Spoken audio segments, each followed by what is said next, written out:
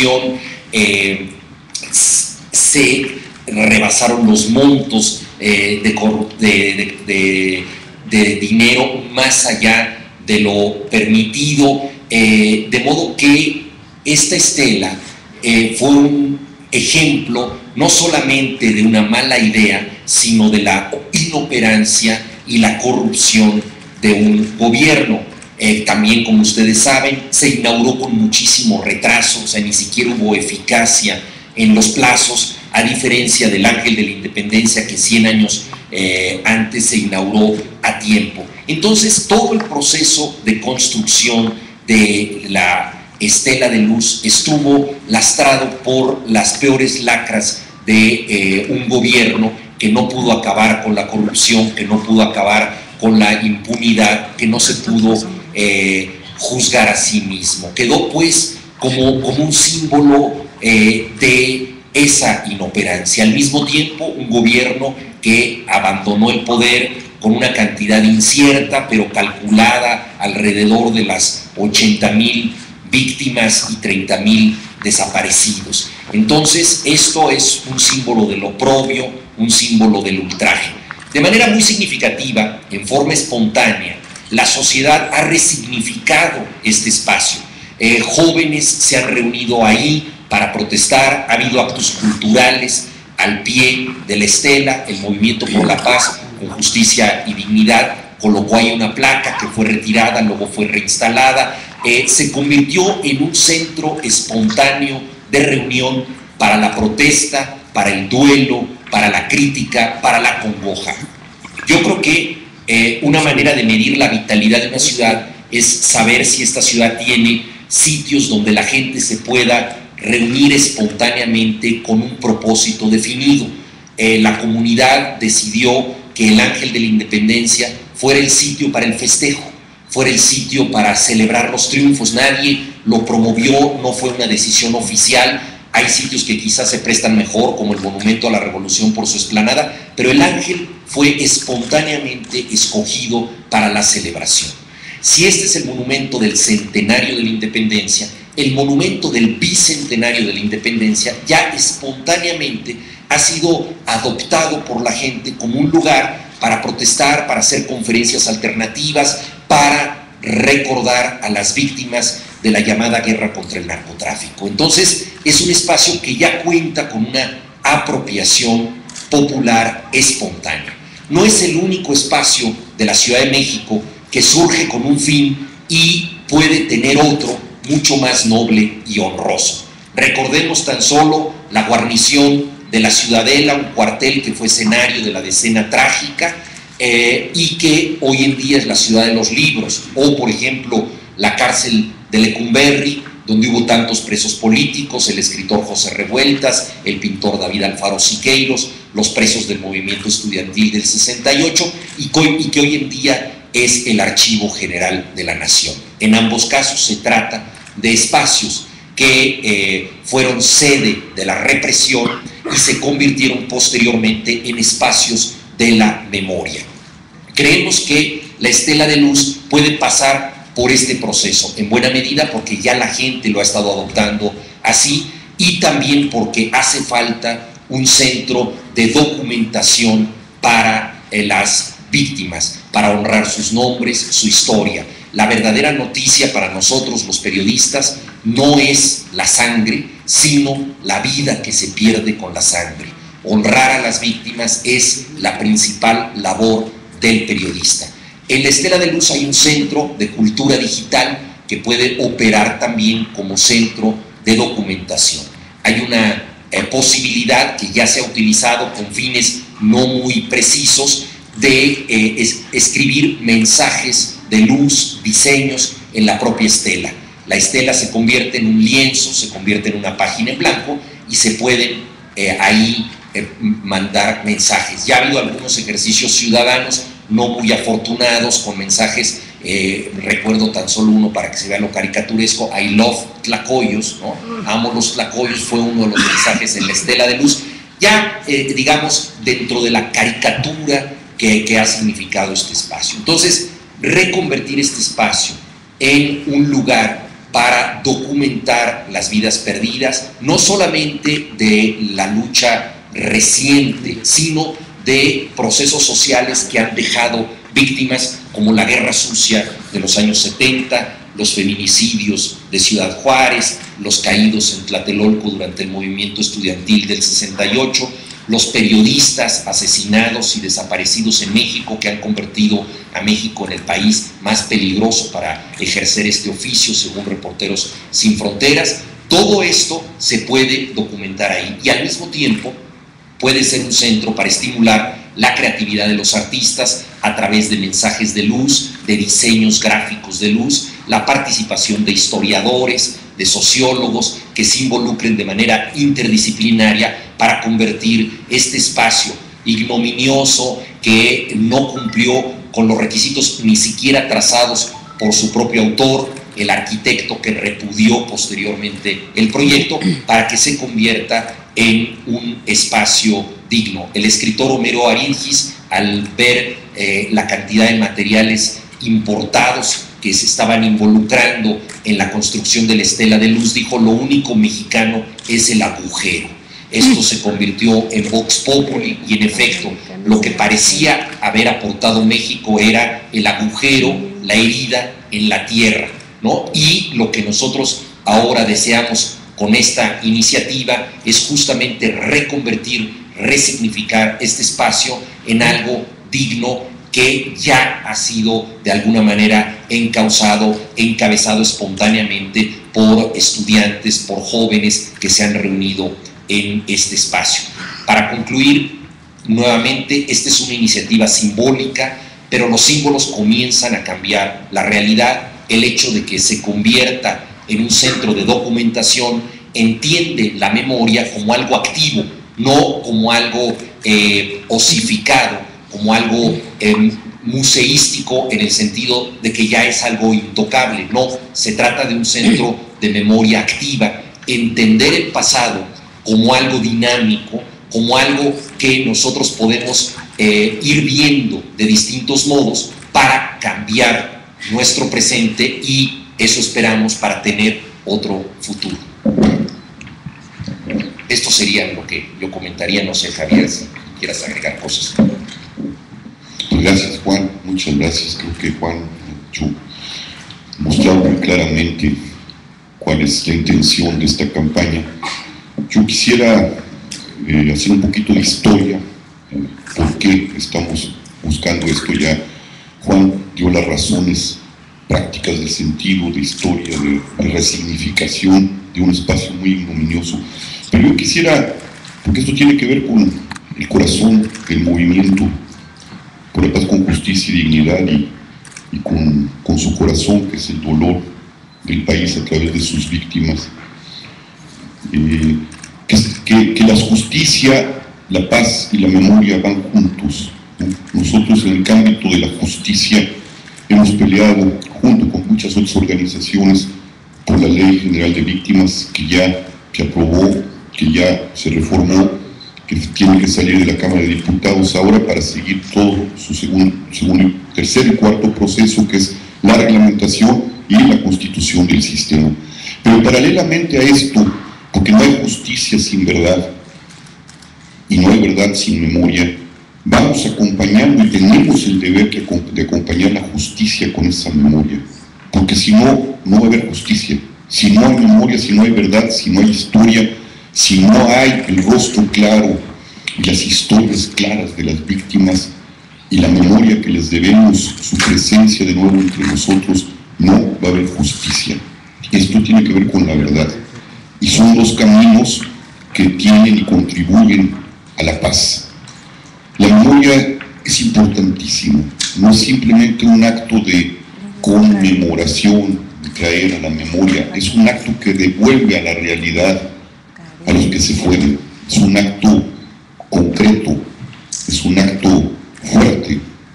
Lo sabemos, la liturgia cristiana, ahora que acaba de pasar la Semana Santa, no es nada más la conmemoración de un hecho que sucedió hace 2000 años, es traer al presente algo que está allí y sigue estando allí. Y nosotros, a estos que el crimen destrozó, que el Estado negó y criminalizó, tenemos el deber, y que no debieron morir, tenemos el deber de traerlos en su presencia viva con nosotros a través de la memoria. Cito dos frases de Milán Kundera que sabía de estos horrores y que tiene que ver con la fuerza y la importancia de rescatar la memoria. El primer paso para aniquilar a un pueblo es borrar su memoria.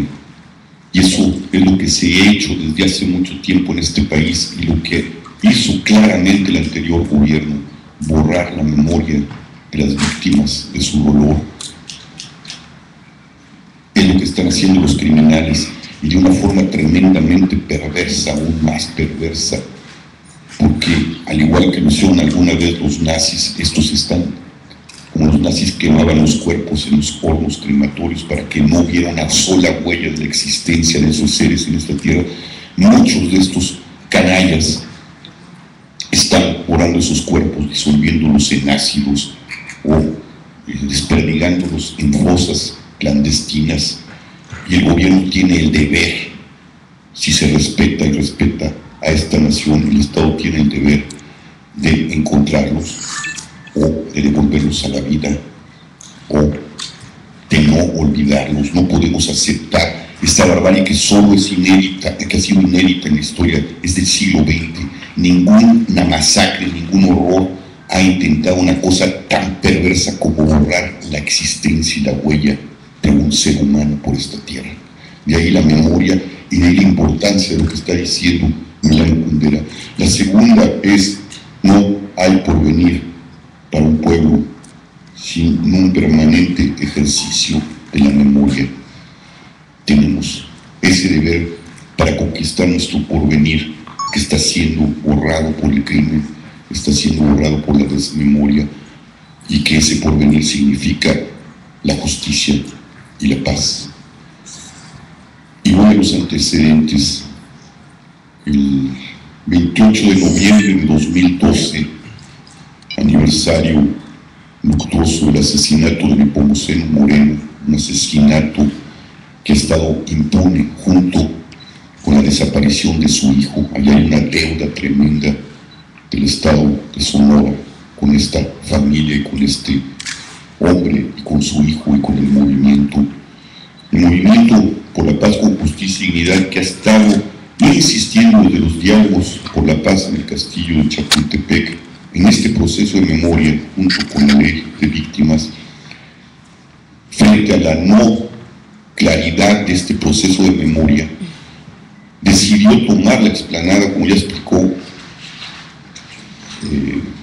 Juan, como uno más de las movilizaciones, a esa para resignificarla, y puso la placa a la que ya mencionó y hizo alusión Juan, de Nepomuceno Moreno. Y con eso hizo una declaratoria, declaró que ese lugar era ya simbólicamente el memorial de las víctimas y la memoria de las víctimas de la violencia en México, y algo más, un centro de cultura para la paz que ya estaba siendo, porque ha habido manifestaciones, ya lo nombró Juan, lo mostró Juan, culturales y de cultura política también, con el 132. El 9 de enero de 2012, cuando el presidente Peña Nieto promulga y publica la ley de víctimas y se le entrega en un acto a las organizaciones a través del movimiento por la paz con justicia y dignidad, yo, a nombre del movimiento, le entrego esa declaratoria al presidente Peña Nieto. Y las palabras del presidente son: me tienta mucho, pero va a ser un problema. Y yo le dije que no es un problema en México. Hay que asumir eso y resignificarlo, pero no me lo responda ahora. Ahora volvemos a reiterar, todavía no nos responde, y estamos haciendo esta campaña junto con el Grito Más Fuerte, junto con los intelectuales, junto con los poetas. Aquí está Juan Villoro, aquí está Carlos Volado, representante del mundo intelectual Juan Villoro, en el mundo de los escritores. y Carlos Volado como representante del mundo del arte, de los artistas y la cinematografía. Y esta ya viene respaldada por varias firmas. Yo quisiera leerlas bien, creo que están, ya se las repartieron, ¿verdad?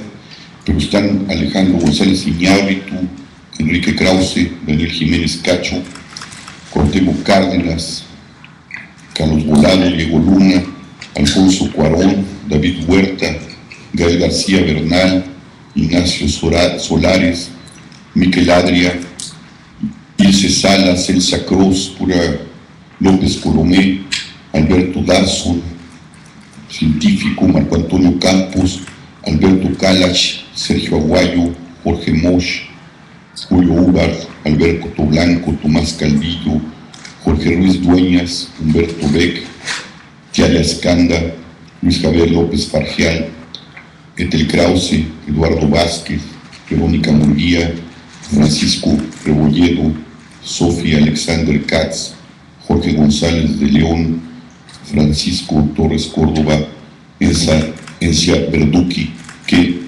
somos nosotros aquí voceros de estas firmas y nos pidieron que lo nombráramos, están respaldando este asunto.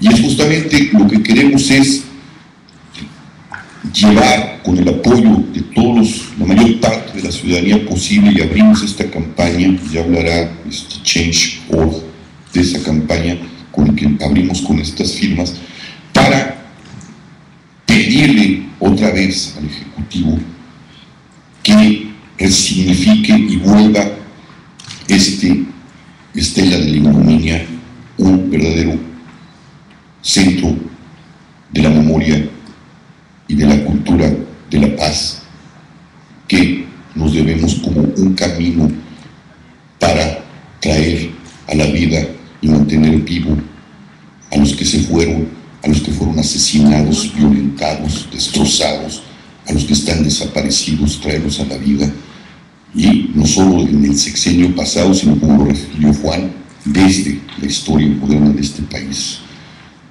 Y por otro lado, resignificarlo para ir construyendo esa paz y esa justicia que se le debe y nos debemos, y que nos debemos como nación. Hemos hecho un cálculo simbólico. Queremos que la base de las firmas, el suelo desde donde arrancar hacia arriba para que sea muy fuerte esta campaña, donde se le solicita a Enrique Peña Nieto que retome esta propuesta que le hemos hecho y que ya simbólicamente hizo el Movimiento por la Paz con los memoriales que está generando, la memoria que está generando en la explanada, de 100,000 firmas. ¿Cuáles son las 100,000 firmas que darían por qué este número simbólico que sería la base, desde el cual habría que ir más arriba? Estamos tomando las cifras oficiales, unas cifras que siguen aumentando, porque ya sabemos que en lo que va de este sexenio hay cerca de 5,000 asesinados y otro tanto de desaparecidos. Pero la cifra que ha dado el gobierno son 70,000 víctimas,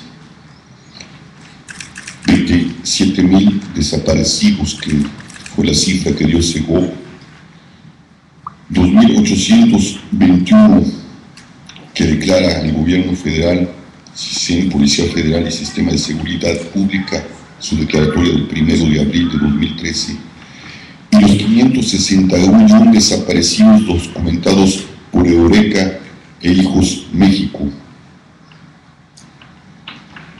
Eso da 100,000, y ese es el techo simbólico con el que queremos llegar como base para ir hacia adelante la campaña que abrimos hoy y que terminará el 8 de mayo, donde llevaremos las firmas junto con la carta al presidente Peña Nieto a Los Pinos. Pues es un tiempo de que estamos hoy, pues casi 2 meses, ¿no? Abril, no, es un mes, con un mes, y yo creo que podemos tener muchas firmas si realmente asumimos este compromiso y lo viralizamos y trabajamos muy estrechamente entre todos los ciudadanos, las organizaciones, podríamos significar y dar este espacio a la memoria que nos debemos y que les debemos a los que han muerto por esta violencia y misericordia y esta ausencia de Estado que hemos estado viviendo. Le voy a dar la palabra a Carlos Volado. Disculpen la tardanza, yo estaba en una entrevista y luego gente de su medio sostenerme un poquito y no lo soltaba. Pero bueno, yo solo estoy aquí como representante de mi gremio de esta comunidad de cineastas y artistas y gentes que son amigos y no amigos, pero que estamos de acuerdo y apoyamos a esta campaña para resignificar esa estela de luz, que es esa estela de paz. Creo que estamos pagando el deterioro, o sea, finalmente estamos pagando el deterioro y descuido de la educación, ¿no? Eso, la educación y la violencia tienen algo mucho que ver, ¿no? La falta de educación genera violencia y creo que si se hizo algo finalmente después de todos estos años con la señora que manejó la educación y la acabó, y por eso estamos pagando también parte de esa violencia que vivimos, tiene que ver con la falta de educación y el descuido en que se manejó la educación durante tantos años en este país. Entonces creo que si ya se empezó a hacer algo en ese sentido, creo que debemos de continuarlo y se tiene que resignificar esa estela para tener un memorial. Se hizo una para el 2 de octubre en la plaza, que se hizo por la gente, no lo hizo el Estado. Creo que es el momento que el Estado tome la responsabilidad y se haga un centro, como mencionó el poeta Javier, y un lugar para la memoria de todas estas víctimas y todos estos inocentes, ¿no? Creo que esta es una campaña que vamos a apoyar y que yo estoy completamente a favor y creo que es algo muy importante. Creo que todos nos hemos dado cuenta, es muy claro ese monumento que es un poco absurdo, además no solo del costo, sino también todo lo que significa, y creo que la idea de resignificarlo es una gran idea y creo que le va a dar la vuelta a este espacio y creo que es un buen lugar para hacerlo. Gracias. Araceli, no, quisiera precisar, y Juan lo dijo, lo apuntó muy bien, pero yo quisiera ahondarlo. Ahí hay una infraestructura desperdiciada absolutamente. La memoria va a costar mucho dinero.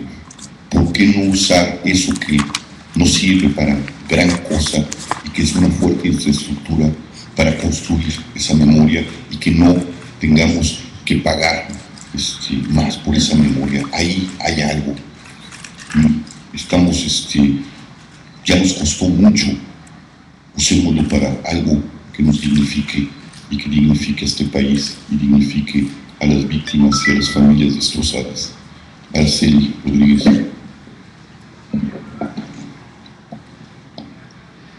Bueno, pues como todos los que ya vivimos el dolor en carne propia en nuestros hogares, sabemos que sigue habiendo desplazamientos, desapariciones, asesinatos, y que esto no se convierte en 100,000, sino en muchos más.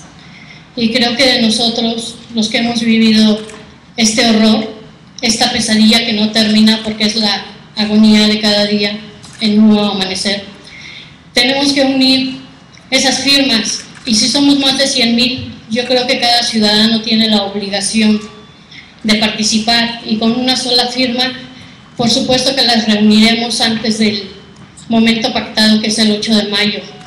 Nos tenemos que unir, tenemos que alzar la voz, tenemos que caminar por la memoria de un México digno. Nuestro México está manchado de sangre y no lo podemos seguir permitiendo. Ahora es cuando todos y cada uno de nosotros debemos de participar con esas firmas. Si cada uno da una sola firma por hogar, habemos más de 100,000 víctimas en todo México. Yo creo que si hoy en este momento empezamos a firmar, no van a pasar más de 8 días que esas firmas ya están.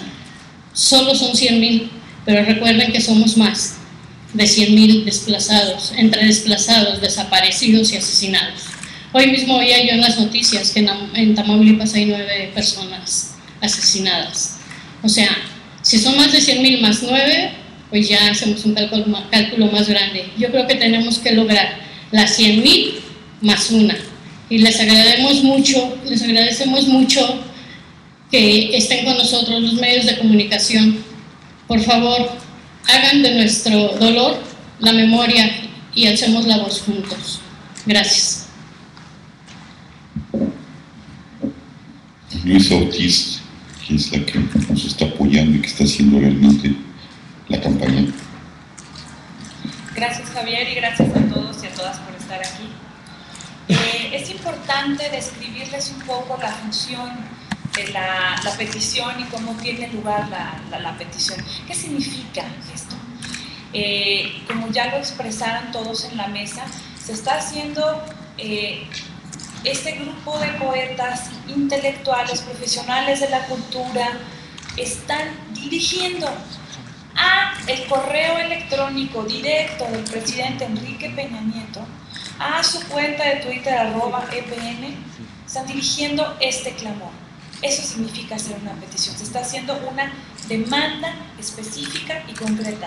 Señor presidente de la República, por favor, resignifique la estela de luz y nómbrela memorial para las víctimas de la violencia en México y estela de paz. Eso es lo que se hace. Ahora, ¿cómo se firma una petición adentro de change.org? Es muy sencillo. Uno entra dentro de la plataforma y pone su nombre, pone su correo electrónico. Les recomendamos mucho, y en este nuestro México es muy importante, que ustedes sepan muy bien y controlen muy bien los datos que ustedes están compartiendo. Nosotros recomendamos que utilicen su código postal para que la gente sepa en qué parte de la República están. Pero ustedes saben, y más que ustedes, cada quien sabe muy bien de manera personal qué datos quiere compartir y qué datos prefieren no compartir. En el caso de Change es importante, lo único que necesitamos es su correo electrónico. ¿Qué sucede después? Si quieren subir un poco, lo que van a hacer es que van a apretar el icono rojo que dice firma. Firma aquí. Y al firmar, ustedes lo que están haciendo es lo mismo que se hace cuando se hace retweet, cuando se comparte una información en Facebook.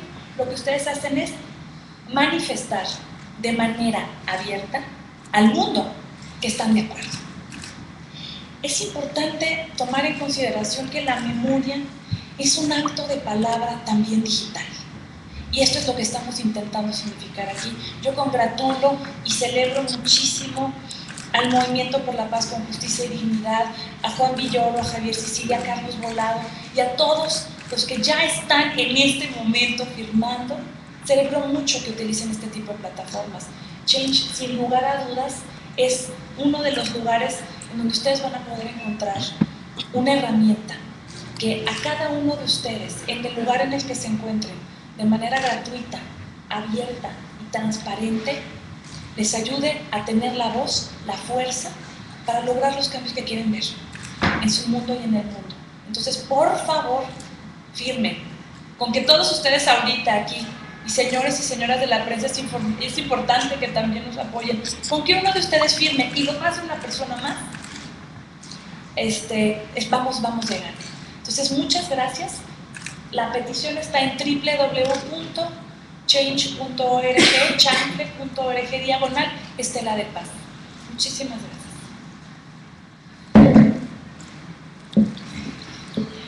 Pues bueno, abrimos para unas preguntas, si las hay. Alberto Cabezas, de la agencia EFE. Solo saber, a Luisa, si es posible hacer un seguimiento periódico de cuánta gente va firmando para más o menos saber si se cumple esta expectativa de tener antes del 8 de mayo la petición firmada. Y para Javier, bueno, pues comentar un poco, si no te importa, aquí se ha lanzado un mensaje muy claro de que las cosas no están cambiando y quizás de que la política de seguridad no les tiene satisfechos al movimiento. Me gustaría, pues no sé, tener un comentario tuyo sobre ese tema, porque pasaron los 100 días con bastante, vamos a decir, satisfacción general, con cierto júbilo, con optimismo, pero aquí el mensaje es diferente. Gracias.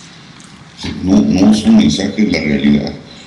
La realidad nos está diciendo que esto no está trayendo frutos. Evidentemente el desastre es tan grave que tardará. No vemos muy claro todavía cuáles son las políticas de seguridad, hacia dónde van, pero lo que sí es cierto es que la violencia sigue, los desaparecidos siguen, y que hay un error en el gobierno y un error en la ciudadanía queriendo negar la existencia de esto como si yo hubiera pasado. No, sigue sucediendo, y de ahí la importancia de la memoria, y de ahí la importancia de no voltearle la espalda a la realidad. La realidad está así, sigue siendo igual de brutal y de terrible, y tenemos que encontrar entre todos y caminar juntos, visibilizándola, poniendo en el centro a las víctimas, dos caminos de humanidad que necesitamos para sanar al país, y no negarla. Negarla, borrarla, es abrirle un cauce para que siga con mayor impunidad y mayor violencia, destrozando a la nación. Negarla es ahondar en el infierno, negarla es administrar el horror, y no podemos permitirlo. Esa es la realidad y no nos los podemos permitir. Pues muy rápidamente, Alberto, la petición está abierta ahorita en vivo y ustedes pueden seguir minuto a minuto y segundo a segundo el número de firmas que se van acumulando, y automáticamente, digamos, cada firma que se va sumando aparece en el portal de manera automática.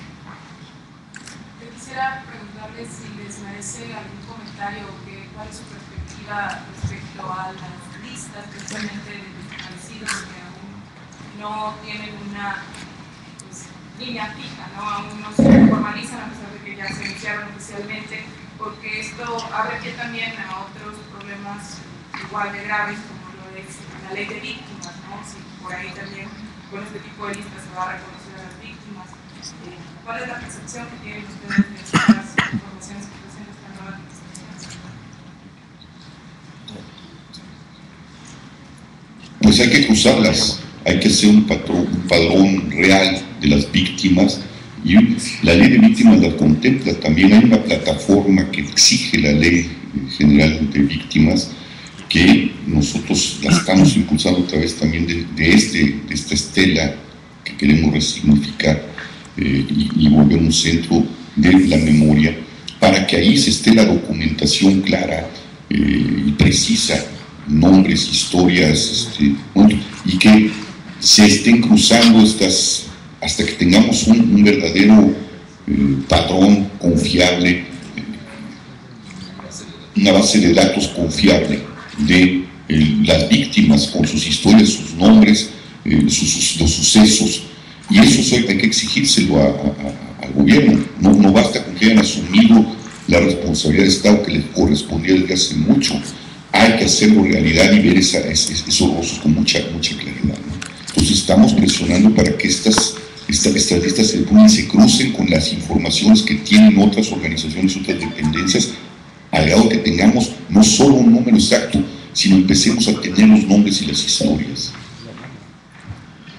Lorena López, de Milenio. Javier, yo le quiero preguntar, habla usted del desastre tan grande que hereda este gobierno, que tal vez tardará en cambiar la realidad de la violencia. ¿Se vale concederle un año a Enrique Peña Nieto para que cambie este escenario de inseguridad, o por lo menos de ejecuciones en sentido estricto? Se vale siempre y cuando veamos avances en los resultados. Si no podemos esperar un año para que nos digan, fíjense que fue tan el avance. No, el avance es constante. Por eso nosotros estamos insistiendo, parte de ese avance es esta memoria que nos debemos. Parte de ese avance es estos padrones. Parte de esos avances es empezar a dotar, que veamos, dotar a las procuradurías y traer organizaciones internacionales para crear los protocolos de búsqueda de desaparecidos, para crear las bases de ADN, para formar cuerpos de arqueólogos o antropólogos forenses que hacen falta para entrarle a las fosas comunes y esas fosas clandestinas. Eso es lo que queremos ver diariamente avanzar, no esperar al año. En el año hacemos el balance, pero los avances empiezan desde ahorita. Entonces sí, el desastre, un año, pero ¿cómo vamos avanzando? Bueno, ya asumieron la deuda, empiezan ya a ver las listas, pero queremos ver resultados, queremos ver justicia, queremos ver, empezar a ver desaparecidos aparecer diariamente. Eso es lo que nos dará, y queremos ver una disminución lenta, si quieren, por desgracia tendrá que ser lenta, pero de cada día, de que esto disminuye en su horror y en su violencia. Eso es lo que tenemos que pedir y exigirle al gobierno. No esperamos con los brazos cruzados a ver si el año resulta, no, diariamente, y si no presionaron, no hay resultados. Queremos ver un resultado cada día. Eso es lo que tenemos que hacer los ciudadanos. Y un gesto sería la estela, obviamente la estela de paz, sería un gesto muy claro hacia dónde vamos, ¿no? Quisiera presentarles en términos de coordinación con la PGR qué acciones concretas se han llevado a cabo. La institución informó que estaba desarrollando una supuesta agenda, pero bueno, ¿eso qué significa? Mira, Paris, yo ahorita he estado más metido en esto, no sé los sucesos que hubo en la... Sé que se reunieron, sé que huyeron ciertas rutas, pues tú estuviste ciertas rutas de trabajo, pero no podría ahorita pensar que no he estado en una reunión para que se informe claramente de cómo va y cómo fue esta reunión, y nosotros estamos concentrando ahorita en la memoria. Y vamos a sacar un boletín con este asunto ahí en la página. Javier, tengo una pregunta. Y también para su amigo Juan. La estrategia del mensaje institucional contra la violencia del Peña Nieto ha sido más de forma que de fondo. Ha sido más silenciar, más cuidar las formas, cuidar lo que digo, cómo lo digo y el cómo lo digo, a diferencia de Calderón, que era digamos, una agenda monotemática. ¿Cuál es tu punto de vista acerca de este posicionamiento que tiene el Peña Nieto? Y también cuando vemos que la forma se cuida, pero el escenario es el mismo, las estadísticas muestran los mismos resultados, ¿cómo manejar esos dos textos? Por un lado, manejamos la violencia, pero de una forma muy callada, muy discreta, pero por otro, el escenario y las condiciones son igual o peor que ataques de agresivos. Sí, lo planteas muy bien. Yo creo que en ocasiones a los comentaristas, a los analistas de la realidad, nos conviene tener un adversario absolutamente maligno y al que no le podamos conceder ninguna duda. Por eso, por ejemplo, mucha gente en España dice estábamos mejor contra Franco, ¿verdad? Porque era más fácil saber dónde estaba el adversario. En el caso del gobierno de Felipe Calderón, vimos la incompetencia, vimos una política de seguridad totalmente fallida e irresponsable que convirtió a cada uno de los mexicanos en un posible daño colateral. Había una enorme saturación en la población por esta política de sangre que convirtió al PAN en la tercera opción política. Toda elección es un plebiscito implícito sobre el presidente en turno y el PAN cayó al tercer lugar. Yo creo que fue una sanción social muy grande y había una nostalgia del orden tan marcada que llevó a que el PRI ocupara la presidencia con una idea de restauración de la fuerza. Ahora, en los primeros 100 días, como decía Alberto de F, sí se ha generado una sensación colectiva de optimismo motivada por muchas iniciativas y por lo que tú mencionas, cambios de forma y gestualidades de esperanza. Dentro de estas gestualidades de esperanza está, por supuesto, el Pacto por México y el anuncio, más que la realidad todavía, de reformas, como el anuncio de la reforma educativa, ya el arresto de Elbester Gordillo, por supuesto, que tiene que ver un impacto positivo en la mayoría de la gente, la iniciativa de una ley de telecomunicaciones que rompa con los monopolios, el exhorto de la Cámara de Diputados de recuperar diálogo con Chiapas, en fin, hay una serie de señales, también declaraciones en el plano de la forma importantes del presidente Peña Nieto de decir que la política de seguridad no debe ser una política de persecución, sino una política de prevención, eso es importante, y también ciertos cambios legislativos, como por ejemplo que los cuerpos policíacos que persigan los delitos puedan ser analizados, fiscalizados y sancionados desde tribunales civiles. Si todo queda en manos del ejército, esto no es posible. Entonces, hay señales que son positivas y es un cambio de forma. Esto hace que también con la saturación que tenemos los mexicanos del tema de la violencia, muchos dicen, bueno, ¿ya de qué te quejas si todo ya está mejor? Hay una sensación de optimismo, hay camino de futuro. Yo creo que esto es, por un lado, importante y es el primer paso para una transformación, pero no es todo, porque no sabemos a dónde va a dar y nosotros no podemos dejar de pedir, de exigir en cada uno de estos procesos que verdaderamente las cosas se cumplan, que la reforma educativa vaya a fondo y que se cumpla, y que el Bester Gordillo no sea solo un chivo expiatorio, sino que haya todo un proceso de depuración de una corrupción que ha impedido la reforma educativa. Entonces, por un lado, el gobierno actual le baja el volumen al tema de la violencia, es algo de lo que no se habla, y por otro lado lanza iniciativas que generan esperanza. El resultado es que hay una percepción mucho mejor de la realidad de la que había con el gobierno de Felipe Calderón. La percepción ha cambiado ciertamente y eso es loable.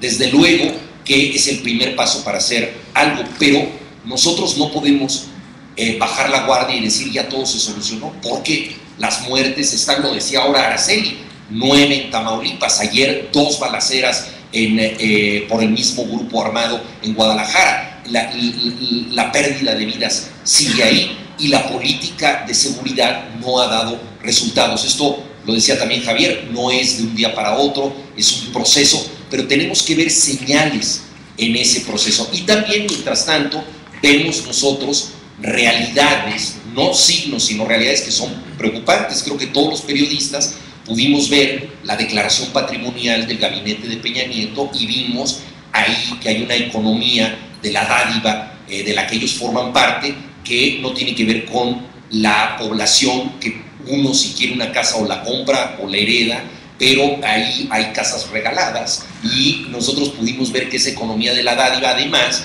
el trazo lo hicieron varios compañeros periodistas, se corresponde con momentos importantes de ejercicio del poder que de pronto reciben casas regaladas. Eso no es una gestualidad, eso es una realidad, esos son los gobernantes. Entonces, nosotros tenemos, creo que el doble cometido de fortalecer cualquier opción de esperanza y cualquier cambio de futuro y dar, por supuesto, concederle al otro la posibilidad de que esto se haga, pero también en todo momento exigir que la realidad cambie, no la percepción de la realidad, ¿no? Los políticos mexicanos dicen, ¿para qué gobernar si se puede declarar? Es muy fácil declarar y cambiar todo con gestos, con declaraciones. Hay que cambiar las cosas con realidades y ahí es donde apuntamos nosotros. Ahora, dentro de este proceso, yo creo que tenemos nosotros que evaluar ciertas realidades. Javier Sicilia lo ha dicho muy bien, el presidente Calderón traicionó su palabra. Él prometió honrar la ley de víctimas, promulgarla, no lo hizo. El presidente Peña Nieto dio un paso positivo al respecto y honró su palabra. Es un motivo de acercamiento, pero las cosas no acaban ahí. Por eso creo que lo que es más importante de esta iniciativa es que no se quede exclusivamente en el plano de lo simbólico, sino que contribuya a entender la memoria como un proceso activo, abierto y que contribuya a la generación de esta base de datos, de la relatoría, las historias de la gente. Durante 6 años escuchamos que la explicación oficial estándar era las bandas de narcotraficantes se matan entre sí, hay muertos, no se saben los nombres, no se sabe quiénes son, no tienen historia, son grupos oponentes. Eso es todo. Tenemos que cambiar nuestra historia reciente y eso es un proceso dinámico, activo. Bueno, pues muchas gracias al Museo de la Memoria y Tolerancia, un espacio simbólico para las víctimas de este país, muy importante. Gracias a Jacobo Dayan, gracias a todo el equipo que hace posible este Museo de la Memoria y que mantiene viva la historia y la dignificación de quienes fueron humillados. Muchas gracias.